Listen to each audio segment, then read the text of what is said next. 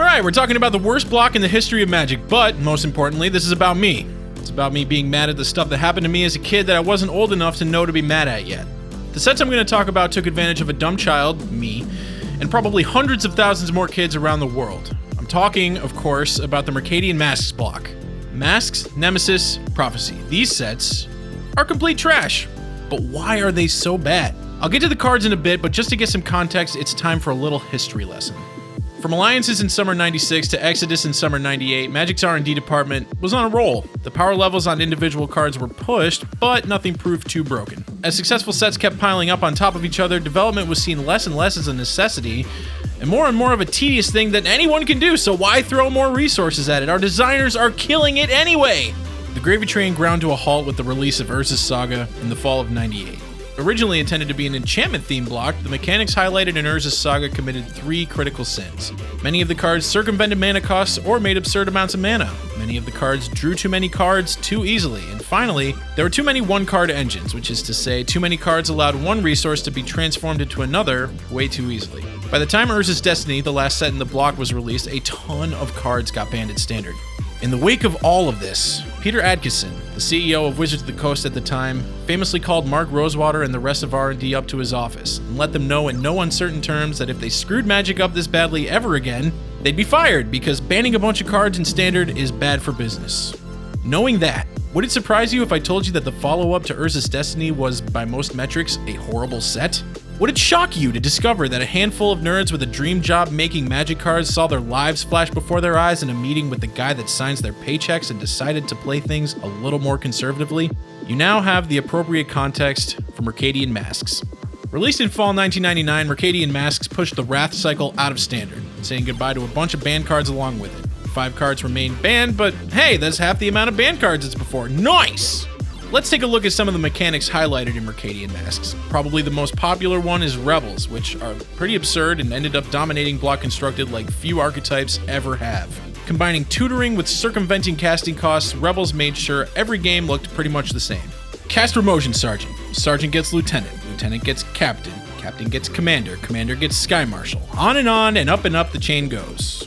Take a look at this cycle of uncommon creatures. These things are atrocious. For the low cost of 4 mana, you too can deploy a Hill Giant that will just give your opponent as many spells as their heart desires. Maybe you would like to give your opponent a bunch of free jumps. Maybe you would like to give them some free tremors. How about free mind peels or maybe stave offs? Now you can give any of these mediocre spells to your opponent absolutely free of charge. Wow, what a bargain. These cards are garbage. I never thought my line of work would ever include having to explain that giving your opponent free spells is bad, but just trust me, it's bad. Speaking of bad, check out this cycle of nonsense. This cycle represents a particularly virulent philosophy of early Magic design, where creatures basically weren't allowed to be good. To make something as innocuous as a 4/4 for 4 back in 1999, it needed to have a ginormous drawback, which all 5 of these definitely bring to the table. You get a 3/3 flyer for 4 and your opponent gets whatever the hell they want. These cards are garbage. I don't think any cards in this set are worse than these 3. I mean, these things are bad to a degree that there's just no point to them. Can you imagine playing in a tournament and saying, "Hello, opponent, here is my 3/3 for 4. It is a rare. You may pay 3 mana at any time to kill it dead, thereby firmly dunking me into the core of the earth." If the point of these cards is not solely to trip up newer players, then I don't know what the goal of these cards is. They are flabbergastingly bad. While a lot of the cards are indeed unplayable, Acadian Masks did contain cards that are good, but ultimately they're powerful in a way that doesn't really promote enjoyable gameplay. Example. The best card in the set is Rishadan Port, which can best be described as a land that sometimes doubles as a temporary Stone Rain. It's certainly nowhere near the power level of Wasteland or Strip Mine, but its efficiency and the fact that it's colorless meant that almost every deck played it. And when a card like Rishadan Port is ubiquitous, games aren't much fun. It created an environment where its controller paid to deny their opponent a resource turn after turn. The whole friggin' goal of the card is that neither player is able to play Magic. Ugh. The cards in Acadian Masks are predicated on the hope that what's happening on the battlefield is important and also that creatures are the crux of the decks. Hilariously, this completely ignores the fact that the creatures the set puts forth are, without exception, terrible. Even Rebels suck. Their value is just derived from the fact that they're all inherent card advantage engines. Urza's Saga block didn't help matters. The way its cards play out, nothing on the battlefield makes a difference. It's all just combos and resource denial and engines. Trust me, Yawgmoth's Bargain does not care about your free 1/2. Just doesn't. Nemesis, released February 2000, is probably the best set of the three, which is like saying that chicken fingers are more delicious than a spare tire and rat poison. It introduced fading, which is utter nonsense. Hey look, you paid all this mana for a card. It's going away now, bye-bye card. So dumb. There are maybe 4 decent cards with fading and the rest are all varying degrees of useless. I have vivid memories of this thing, for example. Holy smokes, it's a 10/10. If I could just hit them with this thing twice, it's over. That is true, and thanks to fading, you only get 2 bites at the apple, so good luck. What a letdown. Basically, if your opponent did pretty much anything at all, the giant idiot you invested 7 mana into was rendered useless. Here's the thing, creatures needed a lot of help from Nemesis, and Nemesis responded by giving all the good creatures built-in detonation devices. Not great. Let's talk about this cycle of enchantments. Parallax Nexus is horrible, but Parallax Wave and Tide were the final pieces of a truly annoying deck built around Replenish and Attunement. Here's how it works. Attunement lets you churn through your deck, dumping a bunch of stuff into the graveyard. Parallax Wave and Parallax Tide cut opponents off of their resources temporarily, and it doesn't need to be permanent because soon enough, you're gonna Attunement enough times to fuel a ginormous Replenish, and oh, look at that! Opalescence is in your graveyard too! So now all these enchantments are also ginormous creatures that can attack, letting you win the game in one fell swoop. Replenish happens to be the first deck I ever played against in a sanctioned match. I had my trusty Mercenary deck in tow, and I got slaughtered! My opponent chained Parallax Tides together, meaning I never got access to any lands, and Attunement filled their graveyard quickly enough to dunk on me with a Replenish that I had no way of stopping because my deck was full of terrible mercenaries that did nothing to stop my opponent in any way. But if I'm being honest, I really just had no clue what was going on. I was 11! My opponent moved a bunch of cards around really fast, and at some point I was informed that I had lost. The deck was not very beginner-friendly. There was no way for 11-year-old John to make the jump from starter and pre-constructed decks to that. It was truly disheartening, and it was my first ever sanctioned match. To this day, I have no clue why I kept playing Magic after that. I think my skull was still soft. Which brings us to Prophecy. Ooh. Boy, is this set atrocious. For my money, there's no set worse than Prophecy, and I should know. When I picked up my set of starter to learn how to play Magic, the Prophecy pre-release was going on the same day, so yeah, I have a lot of experience with these sets. Back before Invasion, sets mechanics were often internally competitive. Quick example, Tempest had Buyback and Shadow. One mechanic is lightning fast. Shadow was another form of evasion. Since Shadow creatures were all aggressive, the mechanic tended to wrap games up quickly. Buyback is a slow plotting mechanic. Sink a lot of mana into this spell and you can have it back. The advantage comes at a steep mana cost, but you can parlay that into a way to take control over a game. The two mechanics don't play very well with each other. One's controlling and one's aggressive. It's a weird way to make sets. They don't do it much anymore.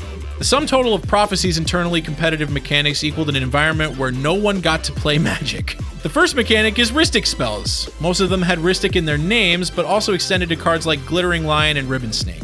Basically, these cards have an effect or an ability, and your opponent can pay some amount of mana to take them away. Sometimes the simple act of your opponent paying mana has a drastic effect on what your spell does. Take this card. If your opponent pays 3, it does nothing. You have literally cast a sorcery that says, target opponent taps 3 lands. Rhystic Cave! Rhystic Cave. Rhystic Cave, like the flailing idiots from Acadian Masks, is beyond the pale in terms of pointlessness. I refuse to believe that someone playtesting Prophecy in order to get the set ready for a wide release put Rhystic Cave onto the battlefield multiple times, determined that they were happy with its impact on gameplay, and shipped it, along with the other 142 toilet cards, to the printer. I cannot believe this happened. Look at how bad this card is. If your opponent has 1 mana open, something that happens quite often in games of Magic, this card no longer has text. 1 untapped mana. It's not the highest bar to clear. The other thing Prophecy cards do is they let you sacrifice lands or tap out to do stuff. How clever! One of the mechanics needs me to pay mana in order to stop a mediocre spell, and the other mechanic allows me to be less likely to pay mana and stop my opponent's mediocre spells. This set is just one big stupid red herring. You have to figure that at this point R&D wasn't even concerned with whether or not the games were fun, but rather whether or not they were breaking the game asunder. And through that lens, Prophecy was a wild success. I'll frame it another way. Imagine getting your $10 allowance, bringing it down to your LGS, buying 3 packs, and opening Veteran Brawler, Shrouded Serpent, and Samite Sanctuary. One thing that happens is that you learn to stop buying packs pretty quickly. I never understood people who bought boosters over singles, and recently I realized that it was because I started playing during sets where it was literally impossible to ever open a good card. There was no lottery to win in Prophecy, you either opened crap or crap. I played in tournaments and got dunked on week after week, and as my opponents joyfully pointed out, nonsense like denying wind and coffin puppets weren't exactly helping me break the cycle. Despite all this, I'm going to show you guys my commander deck. It is Ascendant Evencar. And it's Ascendant Evencar because the whole deck is Masks block constructed Commander. I've never really been interested in Commander, but all my friends play it and I wanted to play with them. So I wanted something that was A, incapable of winning, and B, would remind me of being a dumb child as opposed to the dumb adult sitting in front of you. Reflection is a gift, and looking back on who you used to be can be painful, but I think it behooves all of us to have a sense of humor about it, and I'll give an example.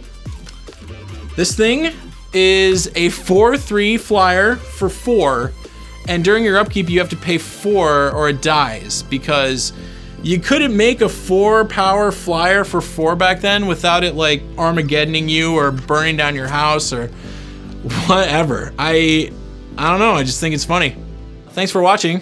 I'll see you next time.